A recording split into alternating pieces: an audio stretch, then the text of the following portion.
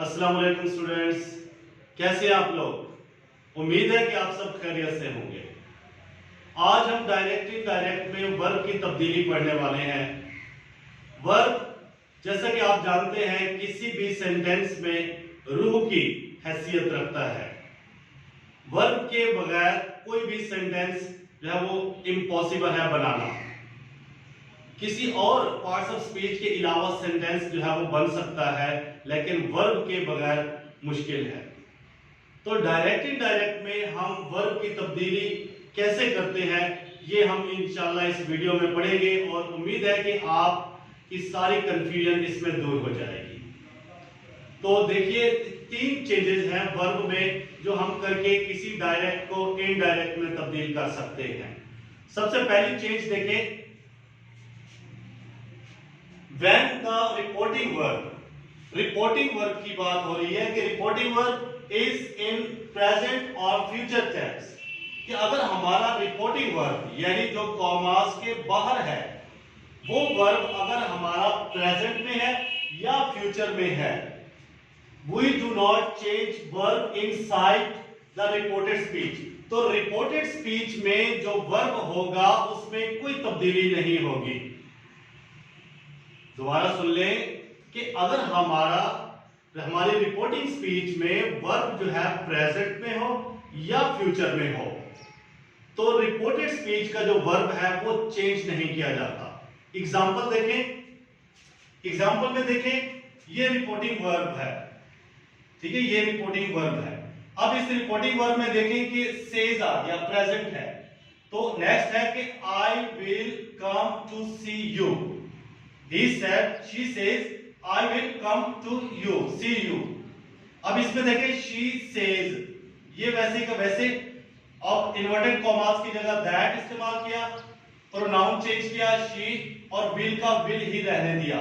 हमने चेंज ही नहीं किया, वर्ब को तब्दील ही नहीं किया।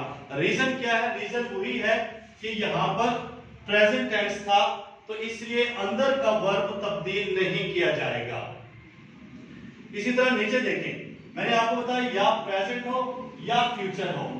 अब अगर फ्यूचर देखें विल से आ जाए, रिपोर्टिंग स्पीच में अगर विल से आ जाए, विल के फ्यूचर आ जाए तो भी रिपोर्टेड स्पीच का वर्ब तब्दील नहीं किया जाएगा। देखें जी, he will say to me I am going to cinema। इसमें है कि he will tell me that he is going। अब देखें is और going, इसमें am और going दोनों प्रेजेंट है तो चेंज हमने नहीं किया। क्यों नहीं किया? क्योंकि बाहर हमारे पास क्या है? फ्यूचर है। अगर रिपोर्टिंग वर्ब फ्यूचर या प्रेजेंट हो तो रिपोर्टेड स्पीच के वर्ब में कोई तब्दीली नहीं आती। ये एक पॉइंट हो गया। अब सेकंड पॉइंट देखें, when the verb inside the quotation mark, के quotation mark के अंदर जो verb होता है, ठीक है, expresses the universal truth, fact or habitual action, we do not change it into the past tense।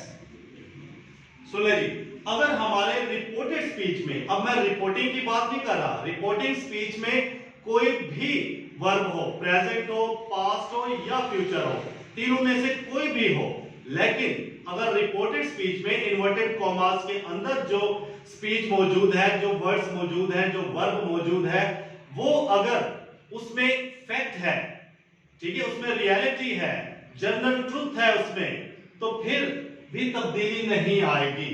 Example देखिए, माय मदर सेड। अब सेड देखें पास्ट है, रिपोर्टिंग में पास्ट है।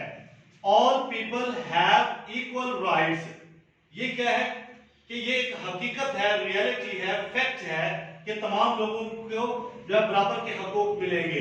तो बाहर पास्ट है फिर भी हमने ये वर्ब तब्दील नहीं करना। देखेंगे my mother said that all people have equal rights, have और हैव चेंज ही नहीं किया। रीजन क्या है? क्योंकि ये यूनिवर्सल ट्रूथ है, तो इसीलिए बाहर यानी रिपोर्टिंग वर्ब खा पास्ट में हो, प्रेजेंट में हो या फ्यूचर में हो, तो हम उसे तब्दील नहीं करते रिपोर्टेड स्पीच में। उम्मीद है कि ये समझ आ गया होगा आपको पॉइंट। सेकंड, इसकी एग्जांपल देखें कि the teacher said to the class. अब देखिए यहां पे भी पास्ट है, teacher said to the class. Opportunity knocks but once. अब ये नॉक्स प्रेजेंट में है, ठीक है, लेकिन है यूनिवर्सल ट्रूथ कि अपॉर्चुनिटी नॉक्स बट वंस के मौका एक दफा मिलता है। अब इसमें देखें द टीचर टोल्ड, ये भी सेड में था तो ये टोल्ड में आ गया कि यानी दोनों पास्ट में ही रहे। इन्वर्टेड कॉमास की जगह दैट। अब इसमें देखिए अपॉर्चुनिटी नॉक्स बट वंस, यहां पे भी नॉक्स, मीन कि हमने वर्ब तब्दील नहीं किया। क्यों? क्योंकि ये क्या है, यूनिवर्सल ट्रूथ है, हकीकत है, रियलिटी है। अब थर्ड पॉइंट देखें, व्हेन द रिपोर्टिंग वर्ब की बात हो रही है, यानी जो यहां पे कॉमास के बाहर होता है। When the reporting verb of direct speech is in the past tense, अगर अब past में हो, all the present tenses are changed into corresponding past in indirect speech, तो तब हम past में तब्दील करते हैं। दोबारा सुन ले कि अगर हमारे पास रिपोर्टिंग वर्ब, ठीक है, कॉमास के बाहर वाला वर्ब अगर पास्ट में है, तो फिर हम क्या करते हैं कि जो रिपोर्टेड वर्ब होगा उसको भी कोरेस्पॉन्डिंग पास्ट में हम तब्दील कर देंगे कि उसके अकॉर्डिंग। जैसे कि प्रेजेंट, अगर प्रेजेंट सिंपल है तो वो पास्ट सिंपल में हो जाएगा, प्रेजेंट कॉन्टिन्यूस है तो पास्ट कॉन्टिन्यूस में हो जाएगा। इस तरह हम तब्दील कर देंगे। एग्जांपल देखें, I am playing the guitar now, she explained. अब एक्सप्लेन्ड ये वर्ब देखें पास्ट में है, शी एक्सप्लेन्ड। अब यहां पे देखें I am playing the guitar now. अब इसको हमने क्या किया, she explained that she was. अब यहां पे इज एम जो था, एम को वाज में तब्दील कर दिया, यानी यहां पे हमने वर्ब में तब्दीली की है। क्यों की है? क्योंकि हमारे पास जो रिपोर्टिंग वर्ब है वो पास्ट में है, तो इसलिए हमने यहां के वर्ब को भी पास्ट में कर दिया है। तो क्या आएगा, she explained that she was playing guitar then. जब ये सर्टेन वर्ड जो है नाउ आ गया, इसको हमने देन में तब्दील कर दिया। अब देखिए, she said she has finished her home task. अब इसमें भी बेटा देखें कि बाहर पास्ट है सेड, अब इसमें शी हैज, ये प्रेजेंट परफेक्ट है, तो प्रेजेंट परफेक्ट को पास्ट परफेक्ट में तब्दील किया जाएगा। तो क्या आएगा, she said that she had finished, had. अब हैज को हैड में तब्दील कर दिया, थर्ड फॉर्म वैसे ही रहेगी, had finished her home task. ये तीन तब्दीलियां हैं। अब एक बात सुन ले कि हमने ये देखना है कि जो हमारा रिपोर्टिंग स्पीच में तो अगर पास्ट है तो वो इसमें रिपोर्टेड स्पीच में भी पास्ट होगा, लेकिन ये देखना है कि ये जो रिपोर्टेड स्पीच में जो टेंस है वो कौन सा है, उसके मुताबिक हमें तब्दील करना होगा।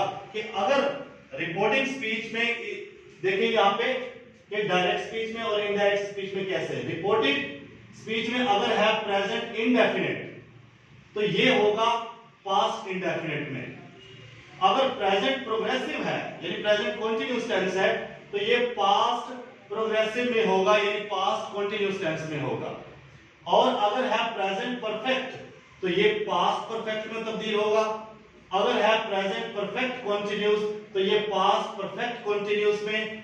अगर पास्ट इंडेफिनिट है रिपोर्टेड स्पीच में, अगर पास्ट इंडेफिनिट है ऑलरेडी तो वो किसमें, पास्ट परफेक्ट में तब्दील होगा।